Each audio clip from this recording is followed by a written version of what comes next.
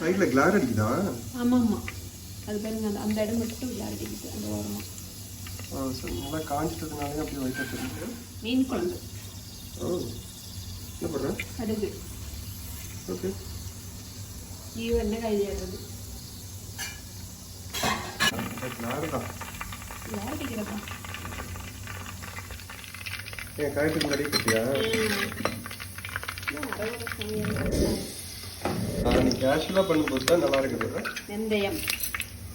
நீ வெந்தயம் யூடியூப் ரெக்கார்டிங்கில் சொல்கிற மாதிரி சொல்லாத, நார்மலாக பேசிட்டு இதுக்கு மட்டும் பதில் சொன்னீங்கன்னா போதும். சோம்பு. ஓகே. என்ன போடுறேன்?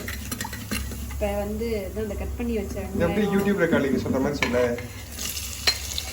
வெங்காயம், கருவேப்பிலை, பூண்டு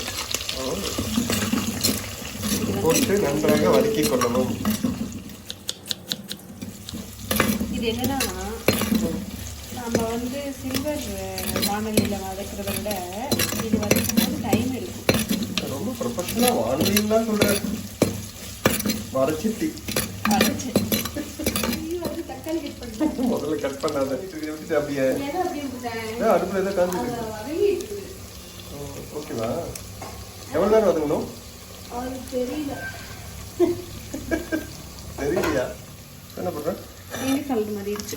சூப்பர். இப்படி தான் மாறணும். மாறணும்னு என்ன அர்த்தம்? மாறலைன்னா டேஸ்ட் வராது. நல்லா வதங்கியிருக்கணும். அப்புறம் தக்காளி போடணும். எவ்வளோ இருக்கும்? நல்லா இருக்கும்லாம் தெரியாது. இதுவும் நல்லா மசிஞ்சு தக்காளி. எப்படி இதை எப்படிலாம் கற்றுக்கிட்டேன்? எவ்வளோ இருக்குன்னு தெரியாது. அப்படியே குத்து மதிப்பாக அடிச்சுடுறேன். கை பக்குவமா? என்னோட சமையல். தக்காளி எவ்வளோ நேரம் வதங்கணும்னு தெரியுங்க. தக்காளி தக்காளி போட்டு நல்லா வதங்கிடுன்னு சொன்னீங்கன்னா அடுத்தது வந்து இந்த புளி கரைச்சி புளி, அதில் வந்து மஞ்சத்தூள், உப்பு, குழம்பு மிளகாத்தூள், அப்புறம் தனியாக கொஞ்சம் எவ்வளோ போடணும்? அது வந்து நம்ம எவ்வளோ குழம்பு தேவையான அளவு.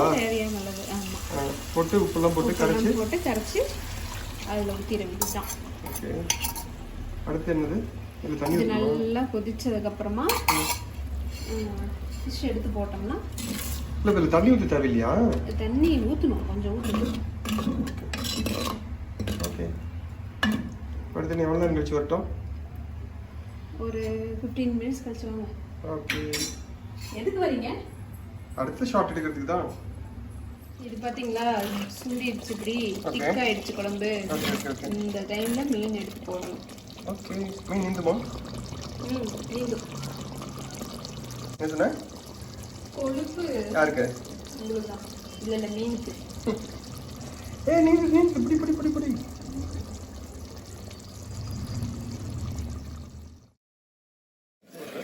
ஒரு கிளறி விட்டுட்டு, இது ஆக்சுவலி நமக்கு குழம்பா இருந்தால் நல்லாயிருக்கும்.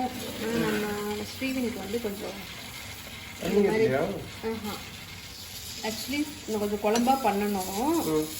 ஆனால் ஸ்ரீவினுக்கு வந்து கெட்டியாக பண்ணால் தான் பிடிக்கும்.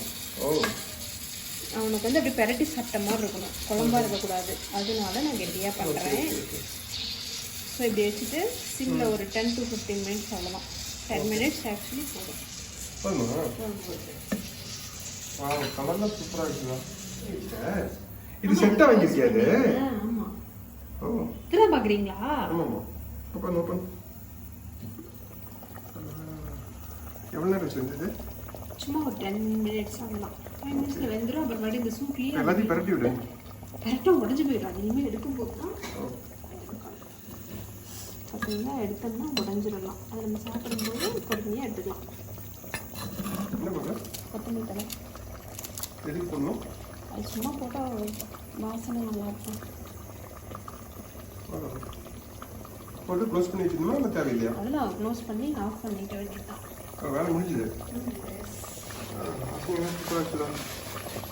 மண் சட்டி பாம்ப்ளெட் மீன் ஃப்ரையா? என்னன்னு இல்லை பாம்ப்ளெட் ஃப்ரை குழம்பு. ஐயோ பேர் கூட தெரிய மாட்டேங்கிறோம். வளராதுங்க.